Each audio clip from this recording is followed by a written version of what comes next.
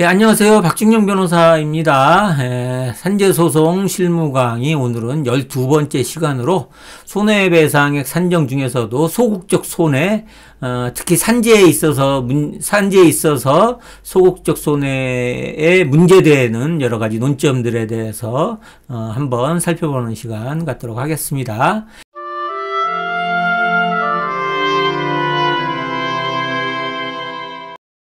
손해배상액 산정은 크게 적극적 손해, 소극적 손해, 정신적 손해 세 가지로 나눈다는 건 말씀을 드렸죠.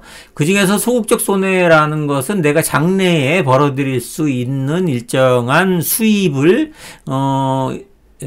사고로 인해서 더 이상 벌어들이지 못하게 된 경우에 산정을 해서 손해배상으로 청구하는 게 소극적 손해입니다. 그래서 사망사고나 뭐 전신마비 같은 경우에는 노동능력 상실률이 100%가 돼서 내 일실손해의 100%를 소극적 손해로 청구할 수 있는 거고, 그 외에는 내 노동능력 상실률에 따라서 소극적 손해를 산정을 하게 됩니다.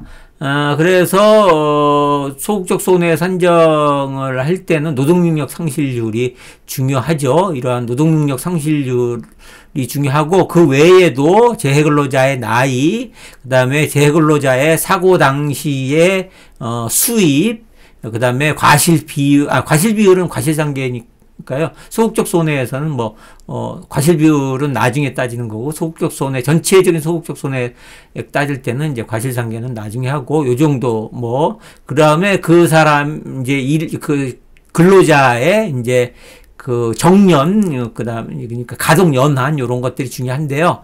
그 중에서 이제 산재에서 문제되는 것 중에 이제 가장 큰 게 이제 일시체류 외국인 근로자예요.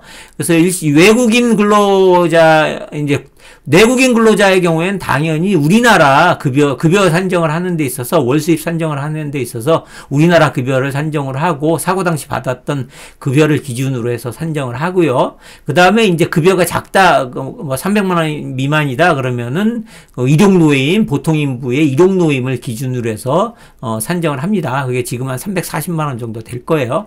그런데 우리나라에 체류하고 있는 외국인의 경우, 특히 일시체류 외국인, 그래서 비자가 3년이 단기 비자를 갖고 있는 외국인의 경우에는 그 비자가 끝나는 날까지의 기간만 국내의 수입을 기초로 산정을 하고, 그 이후부터는 그 외국인 근로자의 본국의 수입을 기초로 합니다. 그래서 국내에서 체류 가능 기간, 결국은 비자겠죠.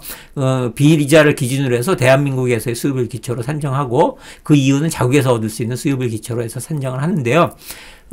그런데 이제 대한민국 국민하고 이제 동일하게 계속적인 영주가 가능한 영주권자는 당연히 일시체류 외국인과는 달리 비자에 관계없이 계속적으로 대한민국 국민과 동일하게 일시 수입을 산정을 하고, 그 다음에 이제 비자 중에서도 결혼 비자 있죠. F6 비자 같은 경우에는, 결혼 이민 비자 같은 경우에도 언제든지 영구적으로 국내 체류가 가능하니까 그 역시 대한민국 국민으로 일실 수입 산정가 가능하고요. 근데 옛날에는 F4 비자라고 재외동포 비자, 이제 외국 국적 동포인데 우리나라에서 재외동포 비자 가지신 분은 옛날에는 저거 산정을 할 때 그분 같은 경우에도 이제 3년에 한 번 비자 갱신을 해야 됐기 때문에 3년에 한 번 정도만 3년까지만 인정을 했어요. 근데 요즘 들어서는 F4 비자의 경우에도, 3년에 특별한 경우 아니면은 신청만 하면은 연장이 되기 때문에 F4 비자의 경우에도, 재외동포 비자의 경우에도, 대한민국 일실 수입을 기초로 산정을 합니다. 예, 그 정도 알고 계시면 될 것 같고요. 그 다음에 이제 정년이 보장된 근로자로서 이제 급여가 보통인부의 일용노임 이상인 경우에는 정년까지는 월급여를 기초로 하고요. 그래서 내가 한 400만 원 받는 급여 생활자다 그러면 당연히 400만 원을 일실 손해액으로 해서 계산을 하는데, 그것도 이제 우리나라 현재 정년보장법에 따라서 60세까지만 이제 급여를 이제 그 월급여로 인정을 하고요. 그 다음에 60세 이후 65세까지는 이제 보통인부 노임을 기준으로 합니다. 그래서 옛날에는 보통인부 노임도 60세까지였는데 이제 대법원 판례가 바뀌면서 일반 보통인부 노임이 65세까지 정년이 늘어나서 그래서 지금은 65세까지 보통인부 노임이 되고요. 그 다음에 그래서 월급여가 뭐 보통인부 노임에 미치지 않는 사람이나 주부나 뭐 학생같이 사고 당시 수입이 없었던 사람, 이런 사람의 경우에도 또 이제 65세까지 보통인부 노임을 기준으로 일시손해액을 산정을 합니다. 그 다음에 이제 기간제 근로자 있잖아요. 만 1년이나 2년 정도 일을 이제 계약 기간이 있는 근로자분들 있잖아요. 근데 그런 분들이 이제 뭐 보통인부 노임에 미치지 않는 급여라면 당연히 보통인부 노임으로 일시손해 산정하는데, 그게 아니고 그런 분들인데 한 400 정도 받으시는 분이란 말이에요. 보통인부 노임을 넘어가는 400에서 500 정도 받으시는 분들이 있단 말이에요. 그런데 그런 분들이 이제 계약직인데 한 2년 정도 계약으로 끝나. 그러면은 2년 뒤에는 그러면은 보통인부 노임을 기준으로 하냐? 그게 아닌 거예요.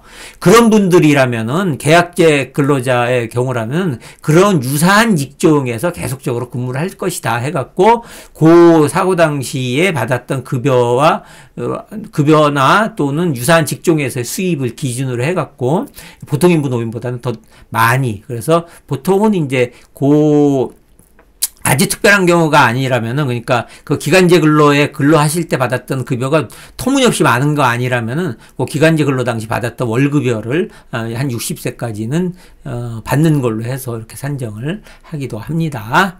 자, 오늘은 손해배상액 산정 중에서 소극적 손해, 특히 산재 관련해서 문제되는 소극적 손해배상액 산정과 관련해서 산재에서 논점이 되는 한 3가지 정도 살펴봤습니다. 이상 산재 전문 박중영 변호사였습니다. 네, 감사합니다.